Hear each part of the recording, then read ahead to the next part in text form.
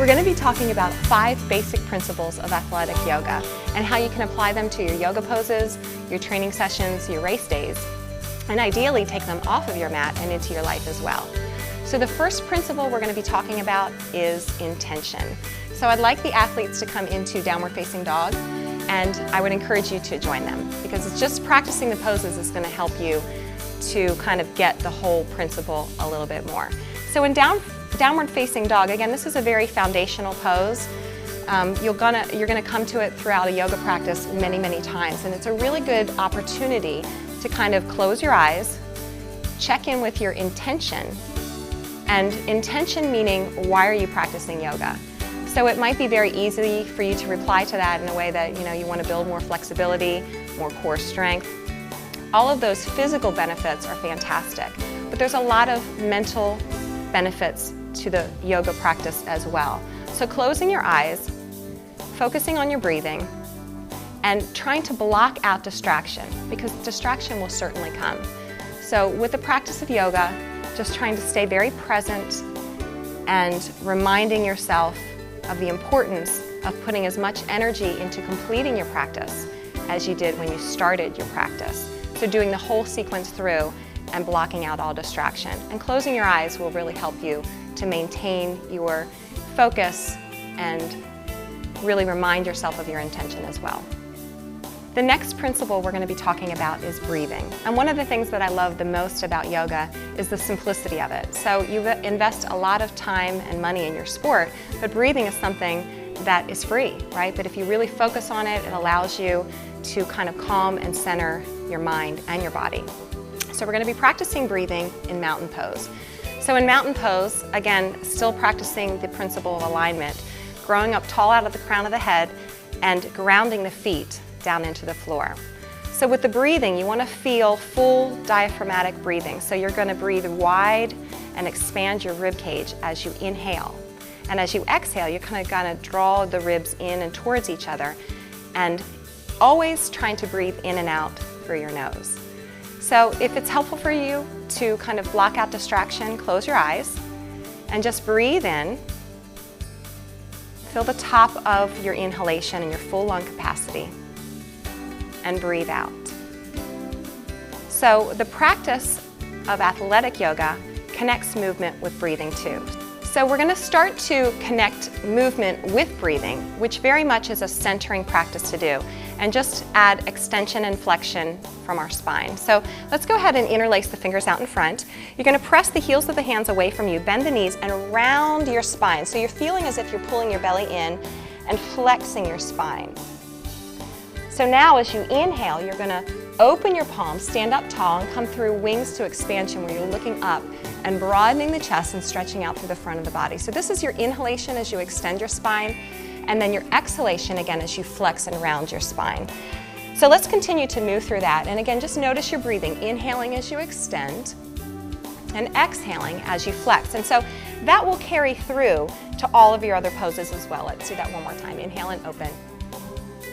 And exhale, stand back in mountain pose. So now we're going to laterally flex the spine. So it's the same principle. Inhale to lengthen, exhale to laterally flex the spine over to the side. And you never want to restrict your breathing. So flexing over to the side if you go too far will restrict your breathing. So just make it subtle, make it easy.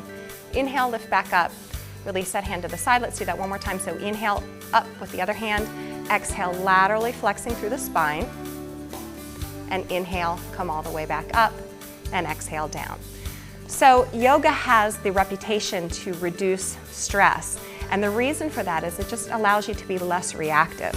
So when something unexpected happens, try to breathe and just be less reactive. The next principle we're going to be talking about is a core connection, because when the center of your body is strong, all of your other poses and all of your other athletic activities will be stronger. So the first pose we're going to do is boat pose.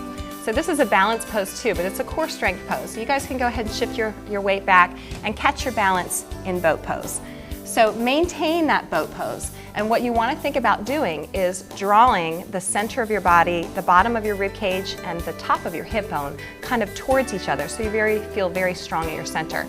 So from your boat pose, if you, without trying to lose your balance too much, lean back just a little bit. Feel those deep, deep, deep abdominal muscles catch you when you lean back. You all feel that? Sit back up or extend back up and lift high with your heart. And just do that a few more times. So as you lean back, you're gonna feel those deep muscle fibers engage and then lift back up. Okay, that's a great thing to practice just to get that deep abdominal connection. You guys can release out of that. So swing your feet out behind you and you can come into plank pose. So what I want you to keep in mind is as we practice these poses, not letting go of your deep abdominal connection.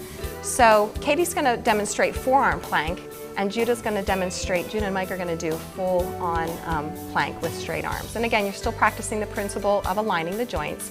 So if you relax the abdominal muscles here and just kind of let your abdominals go, it's not going to feel so good. It's not going to feel so strong.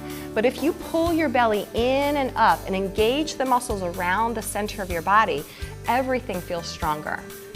Go ahead and release out of that. Good. And you can rest in child's pose. Good. So again, just engaging and keeping the center of your body strong, getting your core connection will empower you and make all of your other poses stronger. Continuing on talking about core, we're going to come into side plank. So Katie's going to do a variation of side plank called forearm side plank, and Judah and Mike are going to do full-on side plank with a straight arm and straight legs. So go ahead and come into your right forearm or right hand and rotate out to the side. So there's still that stacking, so the shoulder is still right out over the knee, and the top hand can lift up to the ceiling. So what you want to feel here in this plank pose is center of your body strong, and as you pull your top hip up towards the ceiling a little bit, you'll feel the bottom of your rib cage engage a little bit more. So in all of these poses, smooth, steady, calm breathing. You can go ahead and come out of it. The next principle we're going to be talking about is the edge. And athletes are always looking for an edge to improve their performance. So what you can think about doing is finding the place in all of your poses, whether it's a strength pose or whether it's a flexibility pose, that it's a balance point between exerting, pushing, kind of going over the edge, which is not what you want because you're going to risk injury and overuse at that point. And of course, we don't want to be in a place where we're doing too little either. So finding the balance point between those two places. So the first pose we're going to do is Warrior Two. So this is a strength pose. So you're going to step back with your left foot. Let's step back with our left foot. Right foot's going to be facing straight forward and your hip bones are going to be coming over to the side. Hands can come straight out from front to back. So as you dip into your right knee and stretch long through your fingertips, you don't want to go to the place where you're feeling shaking in your front leg. So as you dip down, ideally you're going to bring your thigh parallel to the floor. But if that feels uncomfortable for you in the beginning, then do a little less. It's okay to do less sometimes. So in Warrior Two, you want to maintain that comfortable, smooth, steady breathing, where you know you're challenging yourself, but you can always stay calm and focused. Good. Okay, so from here we're going to do Eagle Pose, which is a balance pose.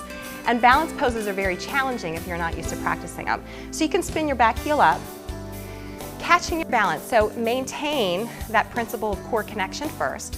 Focus your mind, remember your intention, and then try to find your balance in your standing leg. You're going to take the top leg and loop it around, and then bring the left elbow under the right. So if you're not used to practicing balance, you might feel a little shaky. You might feel very challenged. So you can do a little less by straightening your leg, or you can do a little bit more by dipping in deeper. You can also do what Mike's doing and bring one foot towards the floor to help you gain balance over time. So let's go ahead and step out of that. And now we're going to practice a stretch.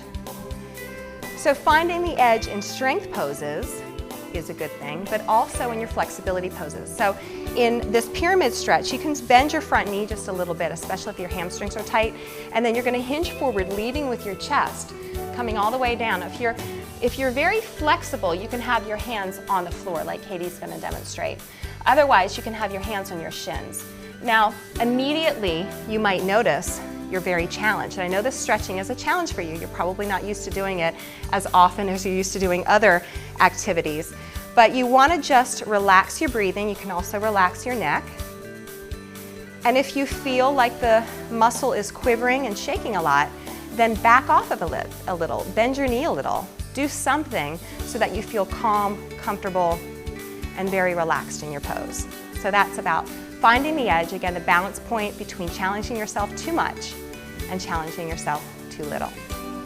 The last principle we'll be talking about is recovery and restoring your body. So this is a very important principle. I'd encourage you to come down to a final relaxation position where you're just going to lie flat. You can also do reclined butterfly. And what I would encourage you to do as well is maybe get a towel or an eye bag. We have lavender scented eye bags that we use a lot because they're very soothing. So what it does is block out distraction, because this principle of recovery is just as important as, you put a lot of effort into hydration and fueling your body, all of your endurance training. Recovery is just as important as all of those other elements. So taking the time to allow your body to be still, not worrying about moving forward, not moving forward into another race, not worrying about the race that you just completed, but just being very present. You can come also into final relaxation and really focus on your breathing. So again, you can think about breathing in for 4 counts, filling up the lungs completely, using your whole lung capacity, and then breathing out for maybe 4 or 5 counts. So slowing down your exhalations will allow your body to be a little bit more restored and a little bit more relaxed. So really take the time to allow your body to recover, and don't skip out on the final relaxation component of your yoga practice.